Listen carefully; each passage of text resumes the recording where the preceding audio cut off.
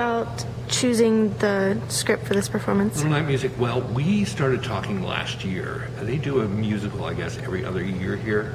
And last year, they decided, the year prior to that, they did Once Upon a Mattress. So they decided they wanted a more serious musical that had a little more depth and a little more complexity. So I made a list of musicals that I thought, could be done here at Westminster with the student population. And we set it on Little Night Music because it has the most opportunity for acting roles and some beautiful singing. So it could involve both the theater department and the music department in major ways. I had worked on the original production of Little Night Music back in the early 70s. I was very young, and I was very impressed with the whole thing, and I thought it was really one of the best musicals I'd ever seen. So the chance to bring it back to life here on Westminster I thought was a great opportunity to give people a lot of range of emotions to deal with in this show.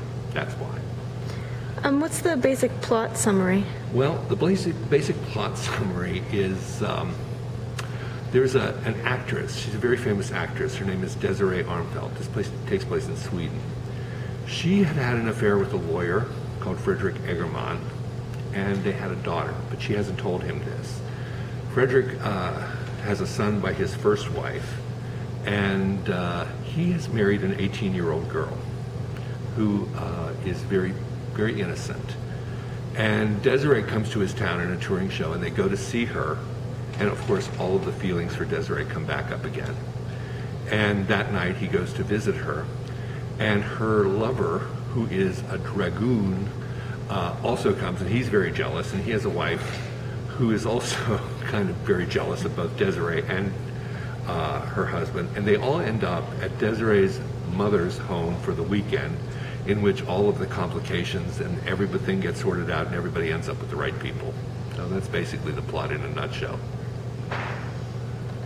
It's a very sort of sexy, irreverent kind of musical. It's based on an Ingmar Bergman film called Smiles of a Summer Night. Is there anything else about the show you'd like to share with us, or where you would like to take this show? Well, I think it's going to be a very beautiful experience. The designs, the costumes, it takes place in the turn of century Sweden, so the costume designs and the set are really beautiful, and it takes place, the whole thing, Sweden has a very long twilight, so it takes place in twilight, so it's all very starry, sparkly, and extremely romantic. So you should take a date. That's what I think. Okay, thank you. You bet.